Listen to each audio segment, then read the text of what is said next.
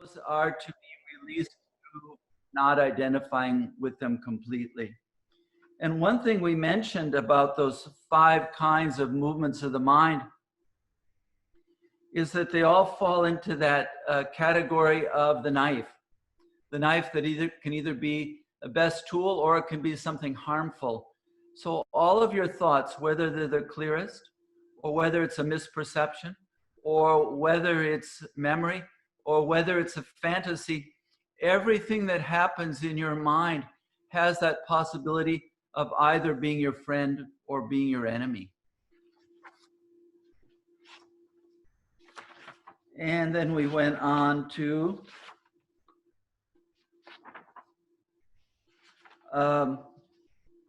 abhyasa and vairagya.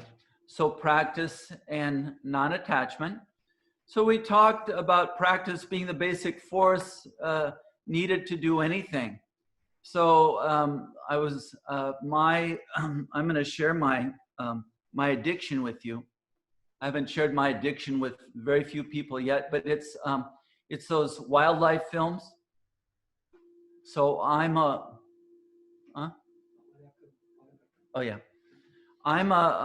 wildlife film addict, and I watch several daily, and so at least 1 or 2. And so one I was watching the other day was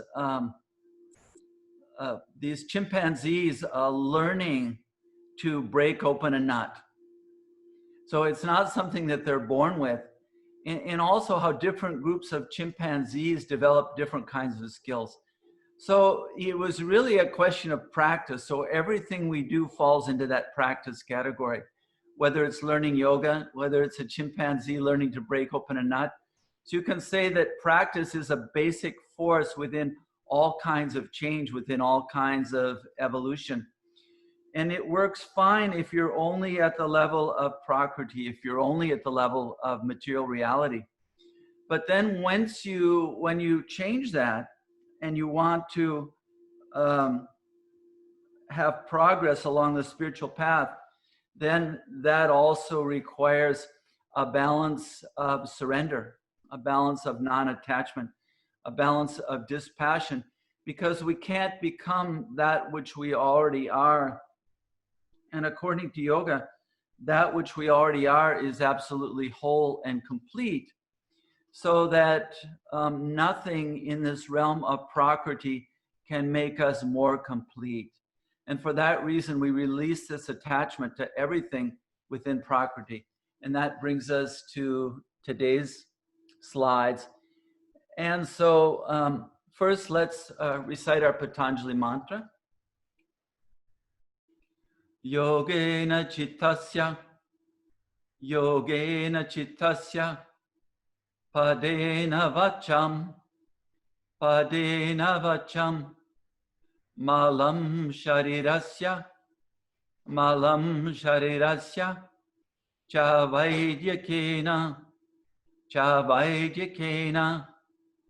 yopa karotam, Pravaram muninam, Patanjalim, Pranjaliranatosmi. And our salutations to our teachers. So I just want to mention one thing about this effort and non-attachment before we go on. And so let's recite this together. We'll go straight into the pronunciation of the entire verse, but we'll go through it slowly. Drishtanushravika, Vishaya, Vitrishnasya, Vashikara,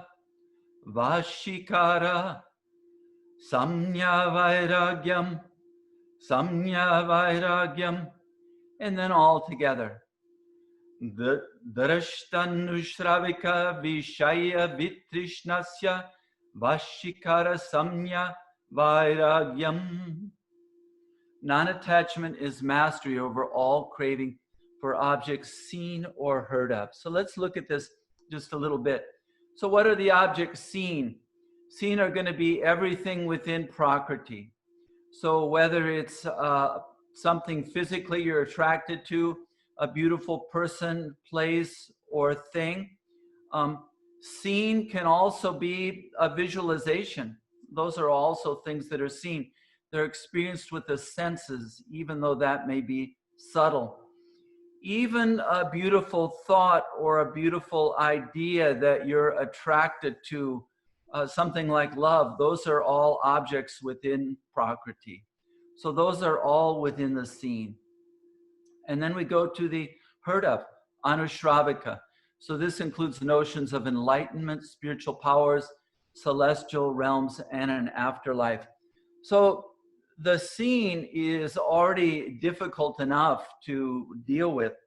So everything that comes up during the day, and that which we dislike is as much part of the seen as the things that we're attracted to. Because inevitably, everything that we dislike is keeping us away from it, separating us from that which we want, that which we like, so that our likes and dislikes are completely interrelated. But at least the seen over time, there can be a process where we try to get those things. We see that what we thought was going to make us happy didn't make us happy. We go to that crossroads of yoga and we decide to take a different path. Whereas things that we've just heard about, such as an afterlife, those can actually be more challenging because they can't be disputed. After you die, you're going to go to heaven. After you die, you're going to dance with Krishna, or you're going to be seated with Jesus at the head of the table. And yoga isn't against any of those religious thoughts or idea, but yoga is completely about experience. So whatever you experience through your yoga practice, whatever you experience in Samadhi, that is the reality of the afterlife here and now. That's the reality of heaven. That's the reality of God in this moment. So that would be the only kind of God, if you want to put it that way, or an afterlife that yoga is relating to. So we experience the afterlife, we experience God, we experience heaven, we experience all of those things in this moment, not as something we've heard about. So what we release when we release when we were releasing all of these things that have been heard about as an afterlife, not that they don't exist, not that religions are bad, but that yoga is completely experiential. So we want to experience those things in the here and now, in this moment.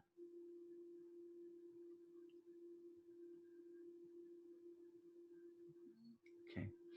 And so this non-attachment, this dispassion, this releasing attachment to all the things that are seen and all the things that are heard of, it gives us a conscious mastery. And so that means that in every moment as we go through our day, as likes and dislikes appear, I'm going to see that all of those likes and dislikes in a certain way are pointers. They're pointers back to me. So I want something because my essential nature is wholeness. And since I haven't recognized that fully and completely, I'm going to seek that wholeness. I'm going to seek that completeness out into the world. And what yoga is reminding me, every time a like arises, every time a dislike arises, it's reminding me that all of those things in a certain way are substitutes for that wholeness, for that completeness, for that fullness that I already am. So we desire things because we are wholeness, we are completeness, we are fullness, nothing's lacking. So when things come up, either that we like or we dislike, they're actually just pointers. They're pointers back to ourselves. They're saying, where are you going? You're already there. That wholeness you already have. That completeness you already have. It's just a reminder. And then once we have that wholeness, once we sense that wholeness, once we sense that completeness, once we can release that craving, once we can release that longing, then does it really matter whether we have things or not?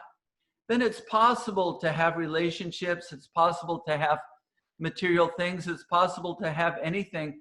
And it's not the things themselves that are the problem, but it's really the craving, the longing, and the subsequent suffering. And then how do we know? How do we know if we've really let go of those attachments? Well, let it go and see. So really see what would it be like, even if it's for a short time. Let go of it.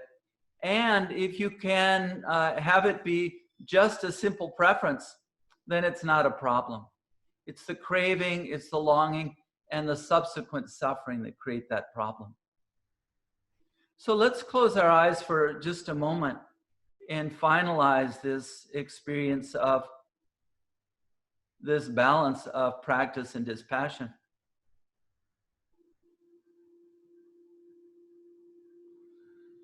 So of the things in your life now, what are the ones that remain? What are the ones that have that feeling of longing, of craving, and that kind of sting when they're not received? That sense of longing, of suffering, I need to have that.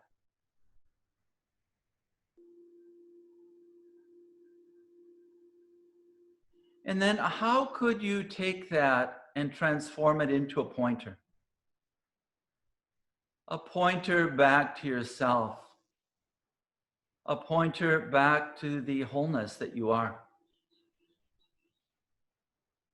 And a questioning. Are you really missing something? Are you really lacking something? Is there really something out in the world you need so badly that without it you're going to suffer?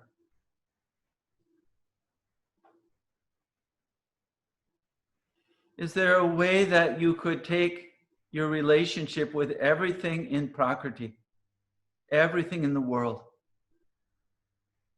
and change your orientation so that it becomes a vehicle for knowing who you are, a vehicle for your journey of awakening, either just as an appreciation of a gift or showing you where something needs to be released.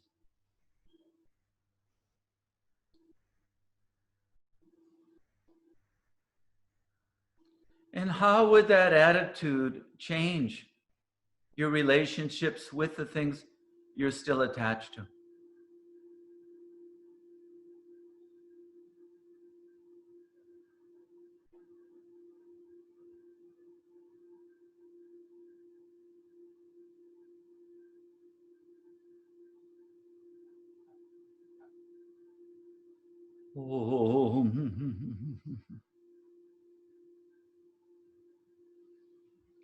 Opening the eyes, and let's keep going. Let's keep moving.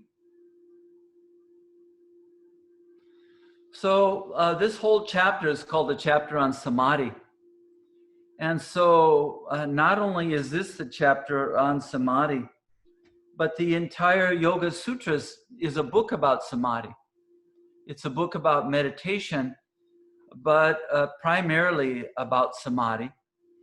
And so now we've looked at why we want to go on the journey of yoga, why we want to bring the mind into stillness, why we want to still those 5 kinds of movements of the mind. And then why do we need this balance of practice and non-attachment? So it's all to come to this place of Samadhi.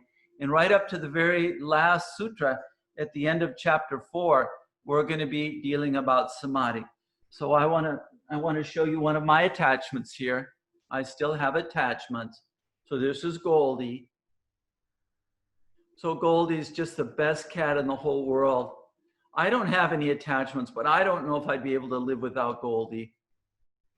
And look what a wild kitty Goldie is. Say hi, Goldie. Say hi to the people. Oh, Goldie loves Yoga Sutras. Okay. Go out and play. So let's get into our Samadhi. So let's do the words separately.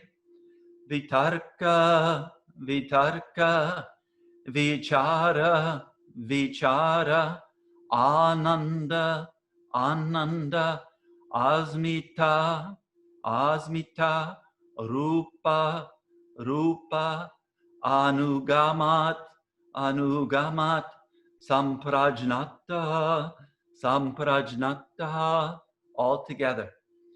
Vitarka vicharanda smita rupanugamat samprajnata. Vitarka vicharananda smita rupanugamat samprajnata. So these are the levels of the first 4 levels we're going to be learning of Samadhi. And we can see that the names are things like cognitive reasoning and intuitive understanding.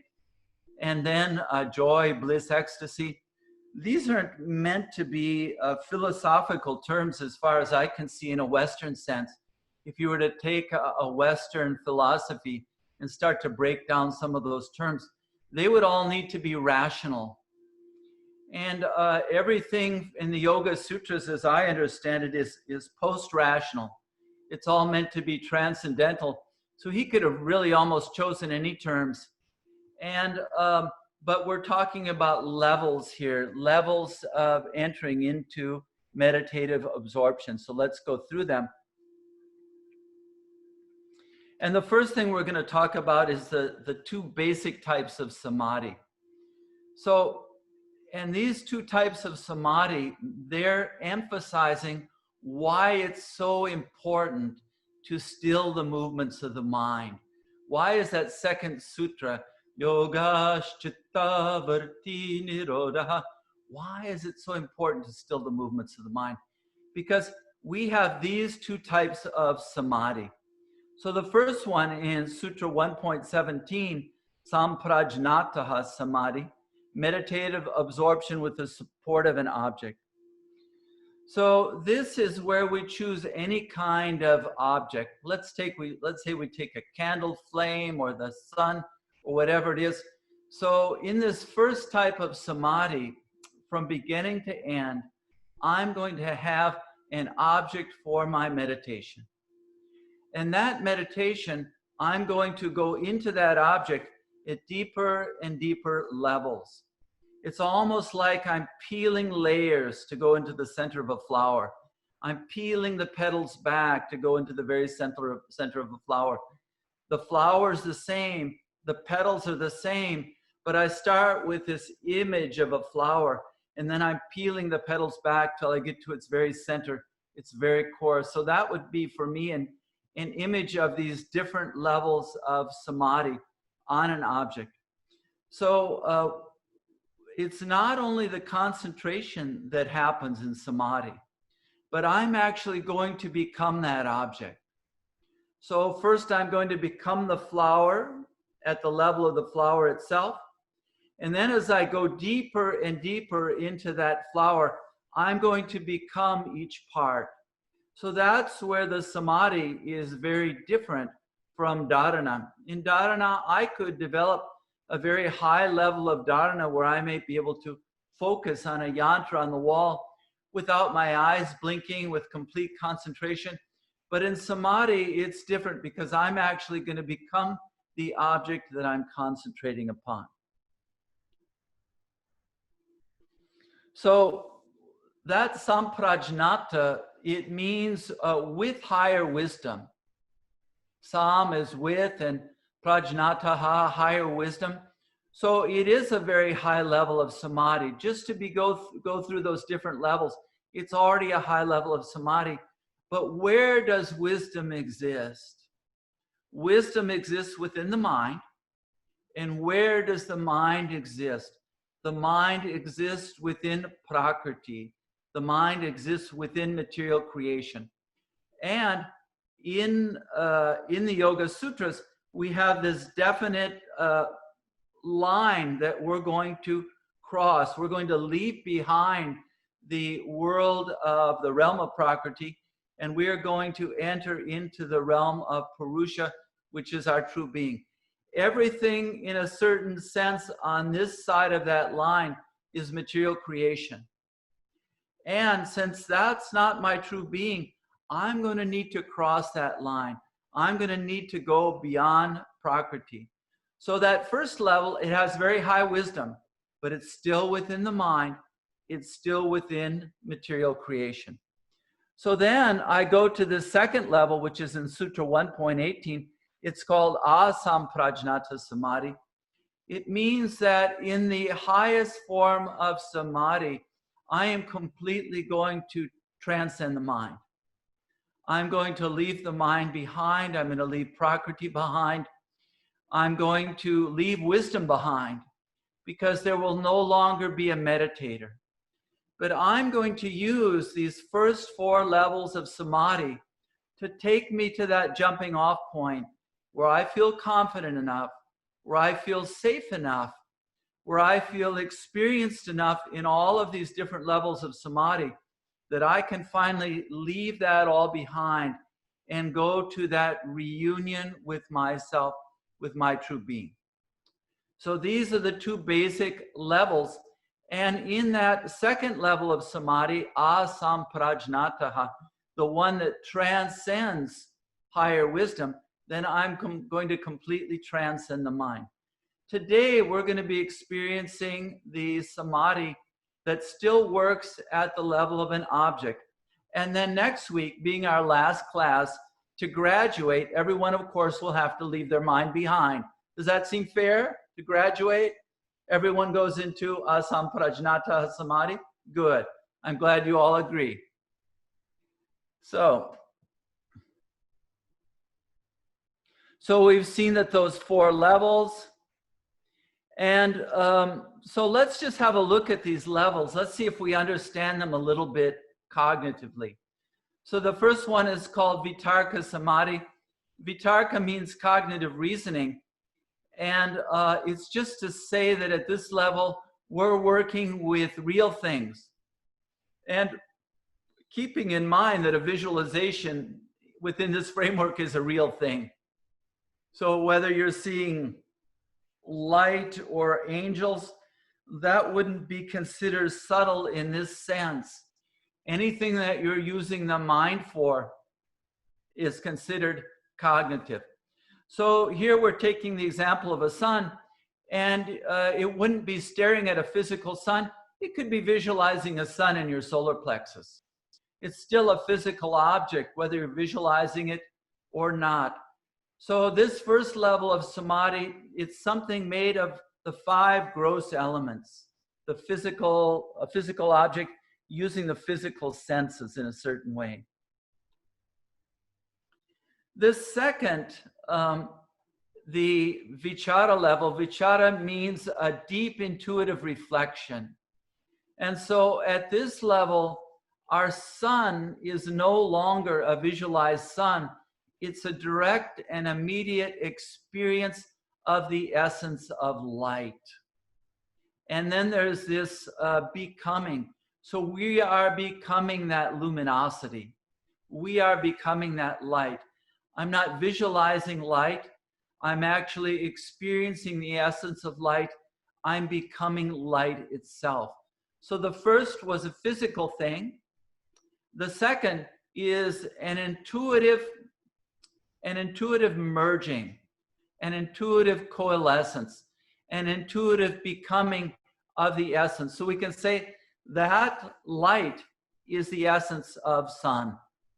So we have the physical sun, and the sun is one thing, whereas that light is all the light of all the stars, the essence of that light of everything in the universe. It's not one place, it's not one thing. It's the essence of all light in all times, in all places, in the past, in the present, in the future. It's the very essence of light.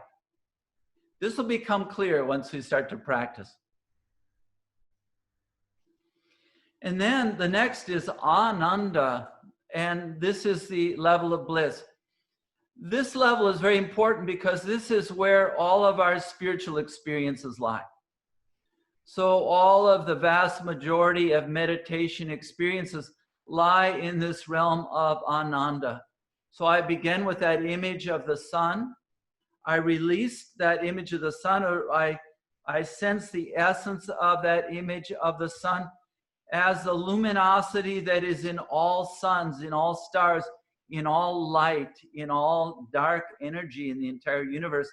And then I go even deeper and I sense the spiritual essence of that luminosity as ecstasy. And so this is our common spiritual experience of ecstasy. What's so important here is that each of these levels we need to release. And so that as we go on, all of these spiritual experiences need to be released. And then we go, what is the essence? What is the heart? What is the very soul of that sense of ecstasy? So we start out with the sun, then we go to the luminosity, then we go to this experience of ecstasy. And finally, there's just this sense of I amness. I am the very essence of that light. And just to put it in simple terms, let's call it the soul. Let's just call it the soul. So even deeper than that ecstasy, the whole body filled as a field of ecstasy. But even within that, there's something that goes beyond that ecstasy. And this is absolute clarity. So beyond the ecstasy that many people would call a meditation experience, it's as if going through a veil, and beyond that veil, there's just this sense of absolute clarity. And then, of course, beyond that, then we're going to leave all of that behind to go to the other type of samadhi. So these are the first 4 levels of samadhi. And to make it clear, we're going to practice them. So let's start with our hands in Adi Mudra. Adi Mudra, just making a fist with the thumbs inside. And to make this, I hope to make this, the samadhi clear, and you'll let me know if it isn't. We're going to actually use our own body. And why could I use any object? Because everything within Prakriti is made of the same 5 elements. So whether it's your body, or whether it's a thought in your head, or whether it's an object in the room, everything made of different combinations of the same 5 elements.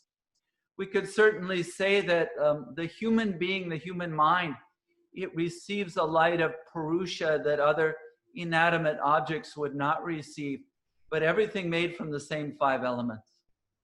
So any object will do. Let's start with our body. So begin by sensing your body as a physical object. Sense its solidity, sense its density, sense the systems of the body, sense its weight. Só instante. Uma opção é lá.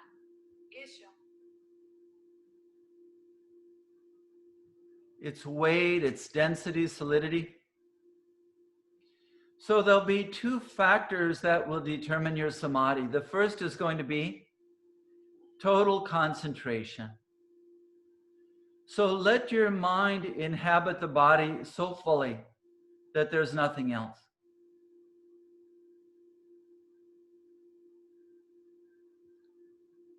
And the second that we'll learn more about next week is this process of merging or coalescence. So as you begin to focus on the body, there will be 3 features. There'll be a meditator, there'll be a process of meditation, and there'll be an object of meditation. There's a you who's meditating. There's a process of you trying to focus on the body to the extent that no other thoughts enter, no other vitayaha, then your meditation is deepening. And then there's the object, which is your body. And then just allow that to dissolve. Just allow that coalescence to take place so that you become your body. And how can it happen? How can that coalescence take place? Because this coalescence is actually the natural state of things. And to maintain that separation, to maintain that duality is actually the unnatural state. So let yourself merge with the body. And as you merge, you'll notice that those vritaya, those other thoughts, they naturally begin to cease. So let's just take a few breaths to remain here at this first level of samadhi. And if thoughts start to come in like, how long do I stay at this level of samadhi? Then let yourself merge more. I'm not sure what a good image would be. Maybe the meditator, the process of meditation, the object of meditation, they're all being stirred together in a kind of soup. So they merge. Or three different streams flowing into an ocean. So that separation of meditator, process of meditation, and object of meditation, they merge together. So in samadhi, these two processes will always be present. Complete concentration in which no other vrittis, movements arise, and merger, coalescence. And then just let yourself go deeper into that merging. But you're still sensing the body as a very solid object.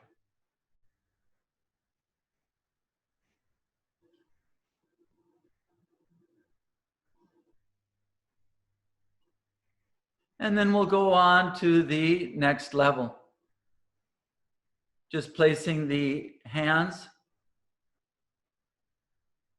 in,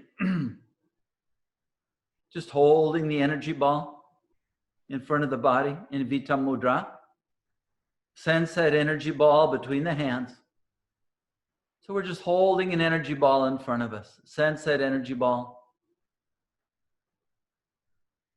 And then sense your body as that field of energy.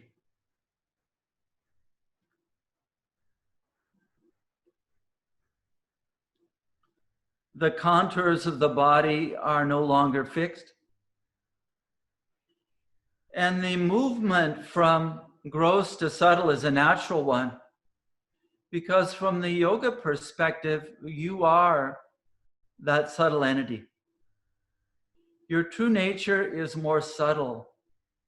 And the subtle is more real than the dense, the gross, the physical. And so the movement from dense to subtle occurs naturally. And now there's no need to visualize anything. You're not visualizing a subtle body. You're simply becoming that field of subtle energy. And let yourself just become energy. And notice that at first, there will be those three parts. There will be a meditator observing this meditation. There'll be a process of you trying to come to grips with what does he mean by experience myself as energy? And then the third part is the object, which is your body of energy. And then simply allow that coalescence to take place. Allow that merging to take place so that you become that body of energy. And then just rest there. It's the same body, it's the same object, but now you've taken that same object to a deeper level, a more subtle level.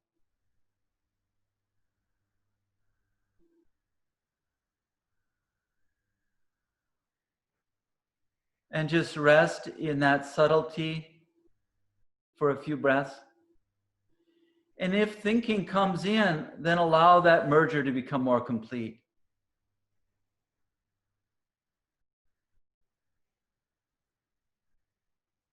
Those three streams, the meditator, the process of meditation, the object of meditation, they all merge like three streams flowing into a seamless ocean. So there are no longer any two things. There's no duality at all.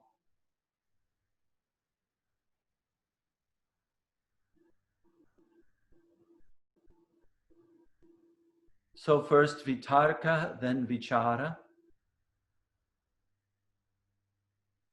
A deep intuitive reflection. Now we're going to place our hands in Hansi Mudra. Touch all the fingers to the thumb and extend the little finger. Touch all the fingers to the thumb and just extend the little finger. And then rest those hands. It's the index, middle, and ring, all touching the thumb and the little finger extended. And now first you are at the level of the gross body, then the subtle body. And now go even deeper as if you're peeling back that flower. And now you're going to experience your body as just a field of bliss. So for many of us, this would be our meditation experience, or one of them.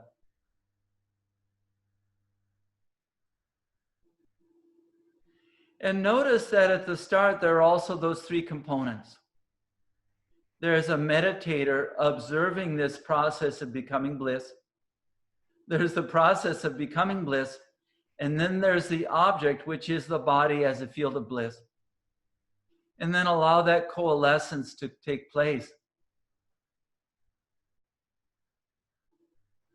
where there's not a meditator meditating on bliss, but there's nothing but a field of bliss. Notice too that your object is always there. The physical body is still there. The subtle body of energy is still there. And this is just a more subtle level of that same object. The object hasn't changed. It's always the same object throughout our samadhi.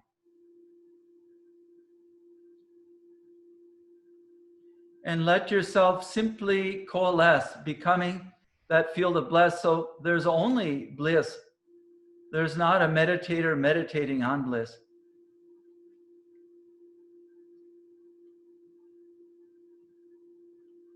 And if the mind starts to come in, let your coalescence deepen.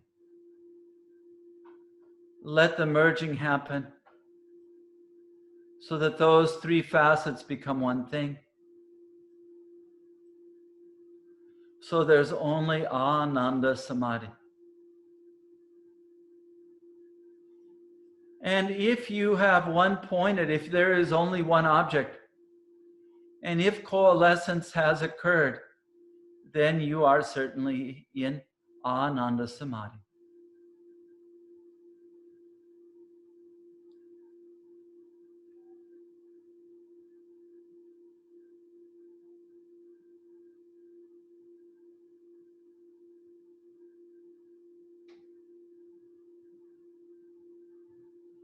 And now the next gesture everyone knows, place your hands in Jnana Mudra.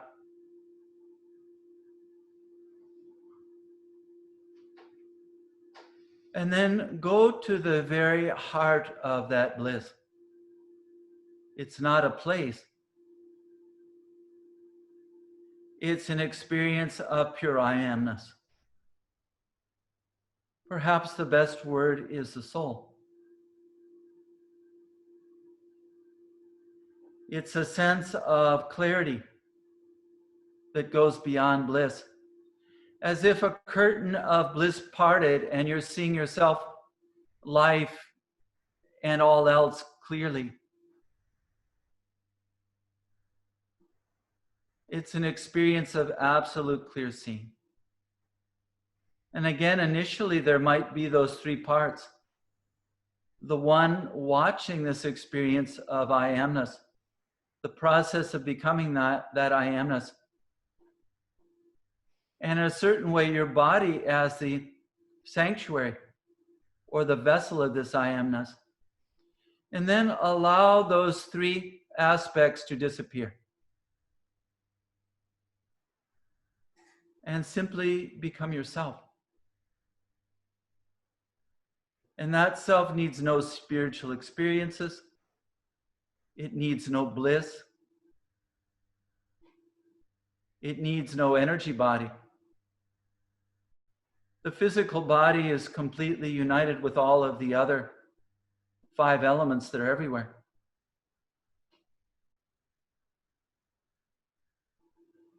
And there's just a sense of I amness. And let yourself merge, coalesce with that I amness.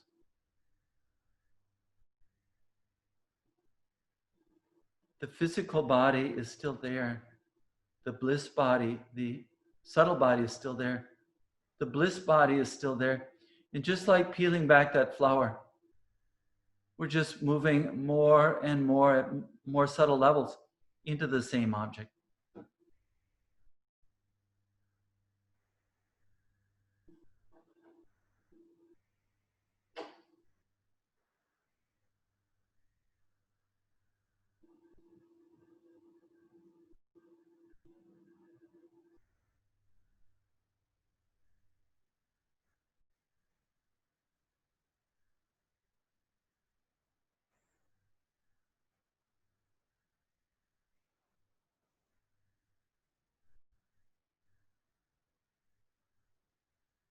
And we can acknowledge this I am, softly chanting Soham.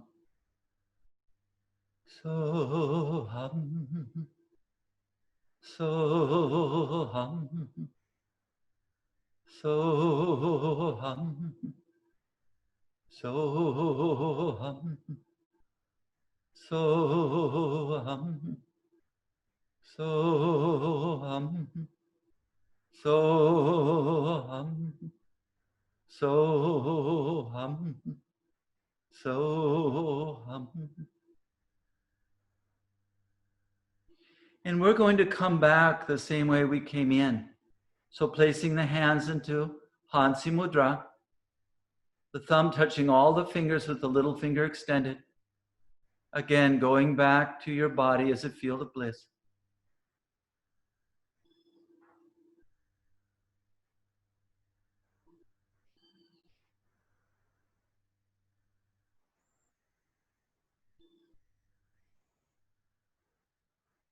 And then placing the hands in Vitam Mudra as if you're holding the energy ball.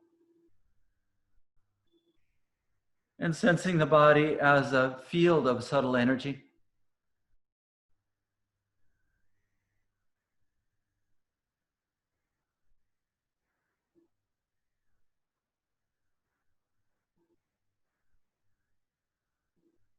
And then coming back to Adi Mudra, it's just a fist with the thumb inside, sensing your physical body. Sense it first as a merger of meditator, process of meditation, and object of meditation. And then those 3 which we brought together, then allow them to be very gently removed. So we come back to where we started. The object of your meditation is your own body. There's an I watching, there's a meditator, there's a process of meditation, there's an object of meditation. So we've gone into a samprajnata samadhi. And then come all the way back to where we started, going through the different levels. And then release the gesture and just take a moment to reflect. Reflect on your experience. How clear were those levels? And also take a moment as you open your eyes. We're just going to take about 30 seconds to write down anything you'd like. And any comments or questions, if you have questions about Samadhi, to send.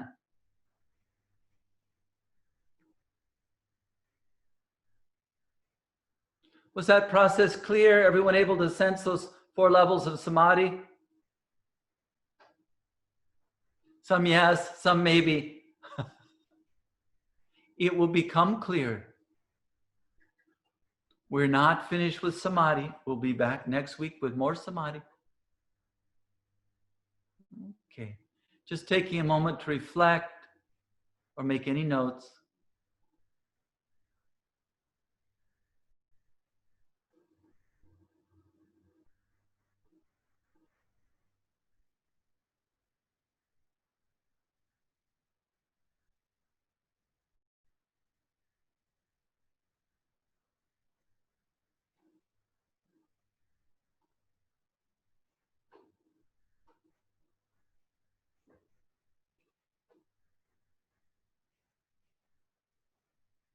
So we hope to, at some point in the future, maybe next year, maybe we can have a course in Yoga Sutras here in Brazil so you can actually ask questions.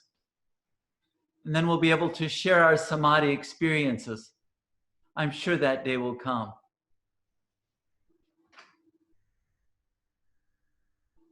Okay, let's go on. We want to cover just a couple more things today. And so we're going to be talking about Asamprajnata Samadhi more next week.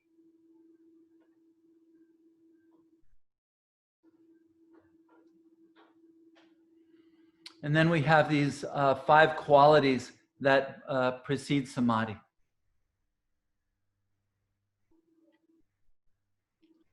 So let's look at these 5 qualities. Shraddha, Shraddha, Virya, Virya, Smarti, Smarti, Samadhi, Samadhi, Prajna, Prajna, Purvaka, Purvaka, Itaresham, Itaresham, all together. Shraddha, Virya, Smriti, Samadhi, Prajna, Purvaka, Itaresham. For others, not born with a natural predisposition, attainment of Asamprajnata Samadhi is preceded by faith, energy, mindfulness, regular meditation practice, and wisdom. So this is valid for all the practices of Samadhi. So we want to go into them just a little bit. And so the first part, he says that in Sutra 119, we're not going over it today, but he's saying that some people spend their whole lives at that level of Samprajnata Samadhi.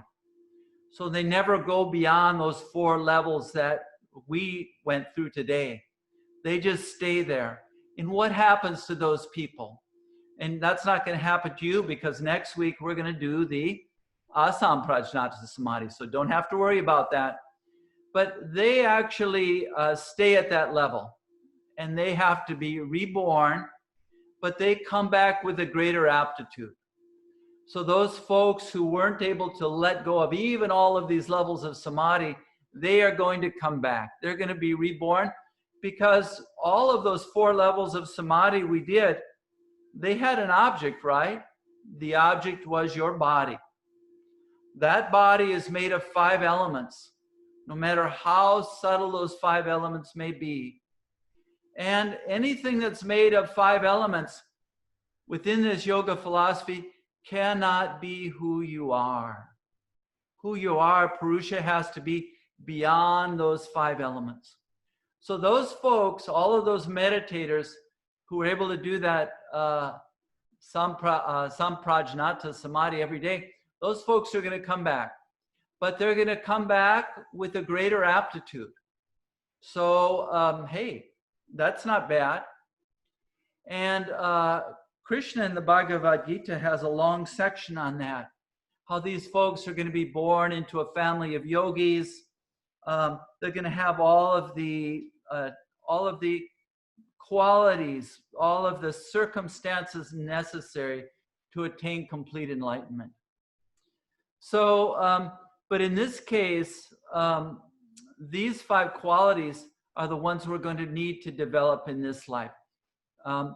Since we're not among that group, at least not me, some of you out there might be, that are going to need to follow these qualities to practice samprajnata and achieve asamprajnata samadhi in this life.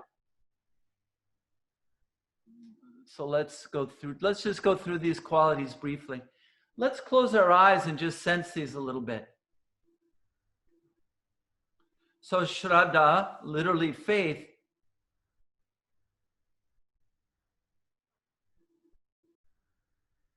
but in this case, not so much a faith in a god or a deity or a religion, though one could have a teacher, a teaching, a chosen deity as a vehicle for these forms of samadhi. But faith is ultimately faith in your own true being.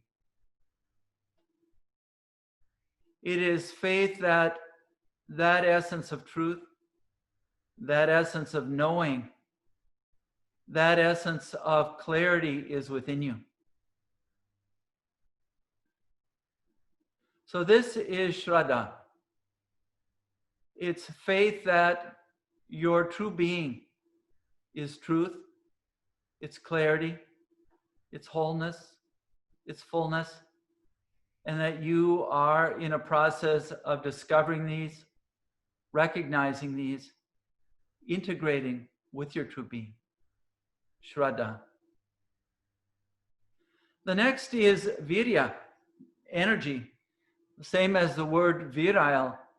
And as we develop that trust, that faith in ourselves, and as we change our priorities towards spiritual awakening, it doesn't mean that we're going to spend all day meditating, but as we align our priorities with awakening to our true being, we will have all the energy that we need to complete that spiritual journey.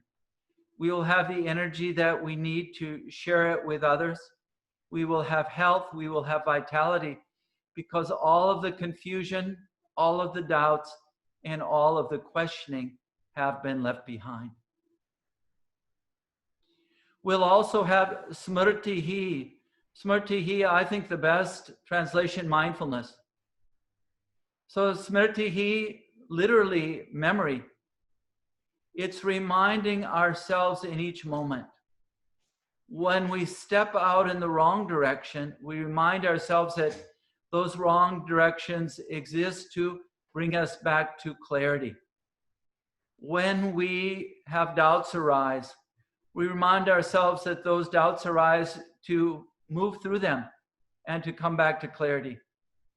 We remind ourselves that when we desire something or when we desire to not have something, that all of those desires and aversions are reminding us that we want those things so badly because our true being is wholeness, our true being is fullness. The next is samadhi. Samadhi is reminding us that meditation only happens with practice. That at least for most of us, it's an everyday work at first. It takes that blend of practice and non-attachment, but cannot be let go, cannot be released. And it needs everything that supports it. It needs the asana, it needs the pranayama, and it needs awareness in all of our moments. So they become our practice. When those negative thoughts come up, why is that there? What's the belief? How could that be released? So samadhi is a practice. And finally, wisdom. Wisdom is actually the result. Wisdom is to live as truth and clarity. To take that experience of samadhi and to bring it into daily living so that the real fruit of the samadhi practice the real fruit of all the practices, the fruit of the asana, the fruit of the pranayama, the fruit of all the witnessing, the fruit of questioning all the negativity, is finally that we see, yes, I am that clarity. And with that clarity, suffering no longer exists. Suffering is no longer necessary.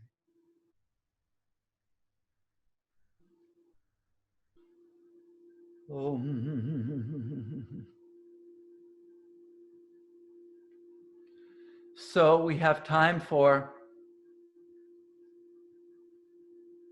one more thing here. So we see that that we need all of those qualities. If we're not one of those yogis who almost got enlightened in the last life, those are the folks that have come back just ready to go. And some of us, and myself included, need a little bit of work or a lot of work.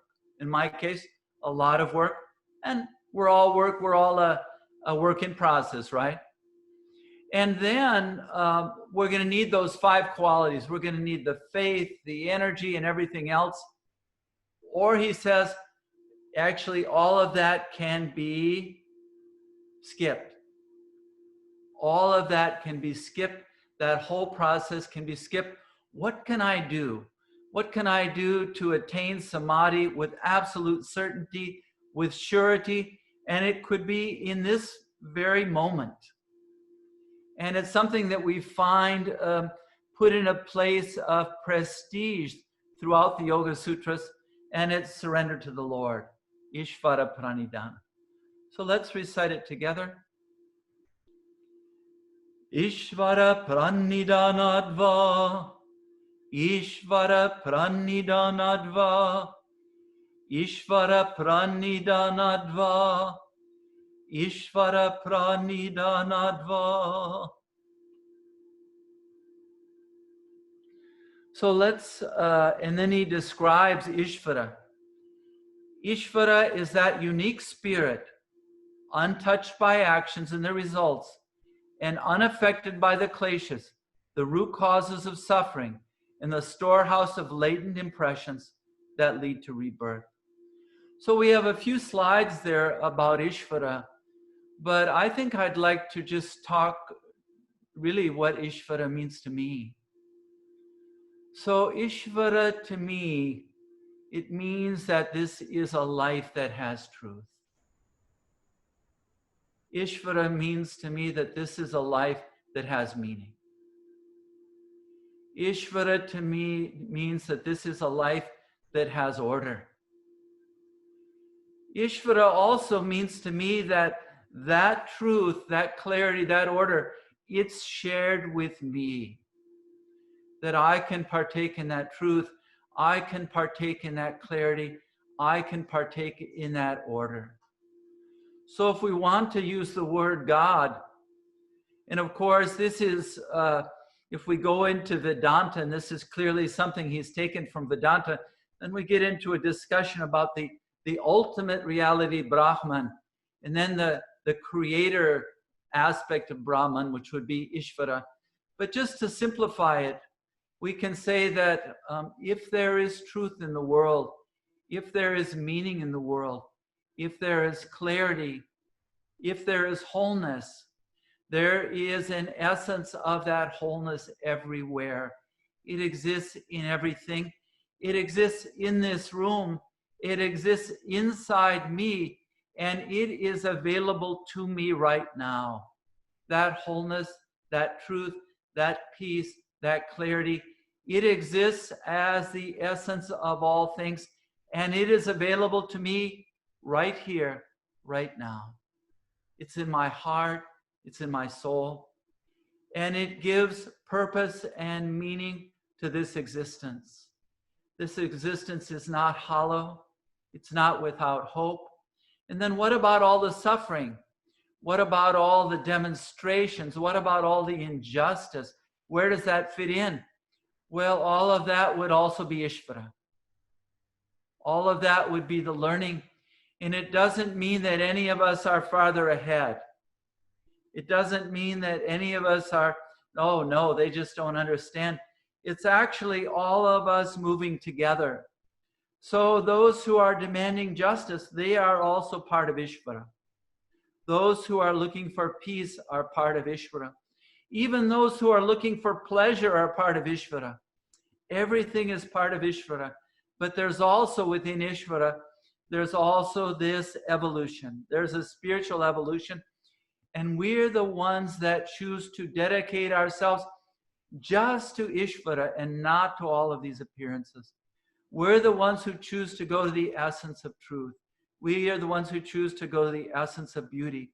We're the ones who choose to go to the essence of clarity. And that Ishvara, which is the universal truth, I discover that truth within me as Purusha, as my true being. So you have the slides there. You have the Yoga Sutras. But I think for me, the most important was just to describe that for me, there's no life, there's no reality in my meditation, in my daily life, without working day by day to come closer.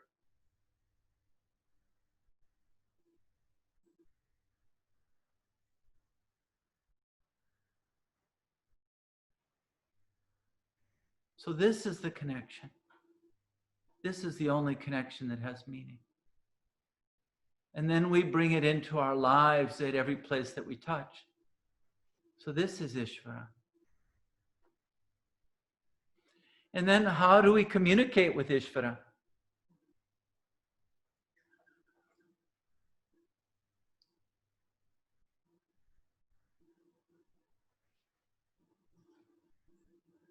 Of course, we're going to, there's a lot there about Ishvara. So we're going to communicate with Ishvara by calling his name. So the universe was created by Ishvara calling our name. So the universe was created by sound. And of course, that sound is Om. So we can say that the universe came into being by Ishvara calling our name. Ishvara calling the sound of Om, bring the universe into being. And then when we want to relate to Ishvara, then we in turn call him his name, which is Om. Tasya vachikaha pranavaha. Tasya vachikaha pranavaha. Tasya vachikaha pranavaha. His, Ishvara's symbol is Om. And then how do we call Ishvara? Tajappa tadartha bhavanam. Tajappa tadartha bhavanam.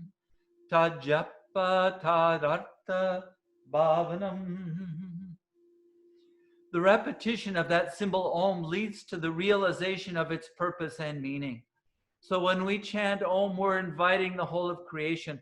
We're inviting Ishvara into our hearts. So quite a bit of information here in your material to read about Om, but we're actually going to complete today with Nyasa on Om. And so let's go ahead and bring our hands into Jnana Mudra.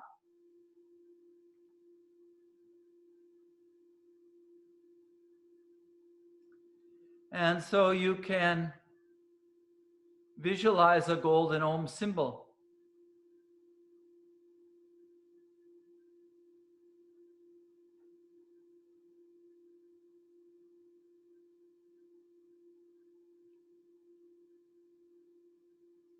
And we're going to place that golden Om symbol in each part of the body, placing it in the area of the ankles. And that golden Om is also emitting, resonating the sound of Om. And placing your golden Om symbol in the calves. And that golden light is filling the calves, not only with the golden color, but also with the sound of Om. And that golden Om symbol filling the knees, and the sound of Om filling the knees. And then the thighs. And the entire legs filled with the golden color and the sound of Om.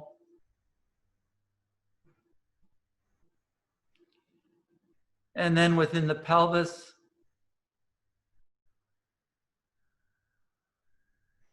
at the hips, the entire pelvis filled with the color and the sound of Om.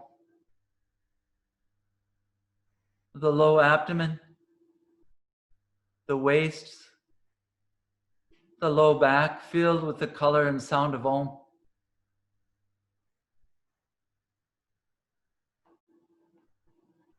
The solar plexus, side ribs and mid back filled with the color and the sound of Om.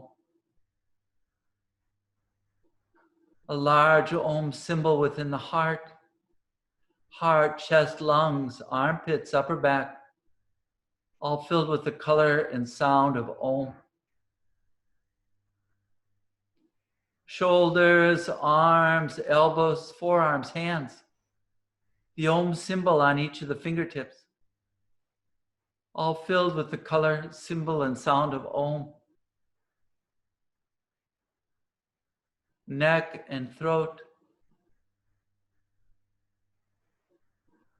behind the eyes, at the third eye, at the crown of the head. Visualizing all the Om symbols simultaneously, listening to the sound of Om. And let's chant Om continually for 1 minute.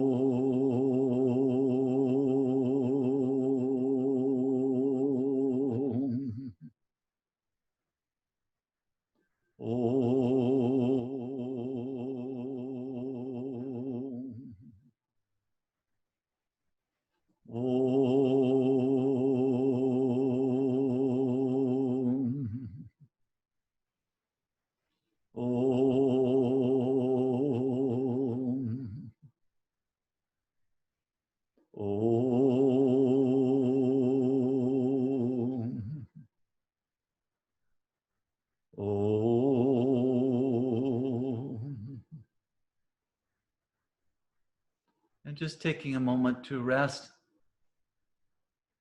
in the sound of Om, in the sense of Ishvara, and in the experience of Samadhi. Through one-pointed concentration and through coalescence. Allow yourself to become Om. Allow yourself to become Ishvara. Allow the three, the meditator, the process of meditation, and the object of meditation to be released. And enter into Samadhi completely on Ishvara as Om.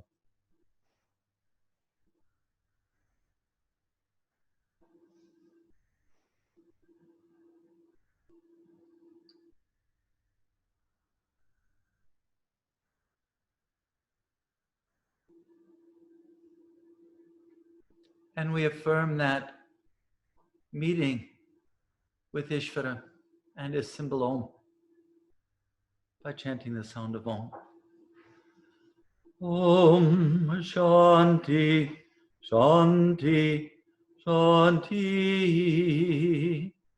Hari Om.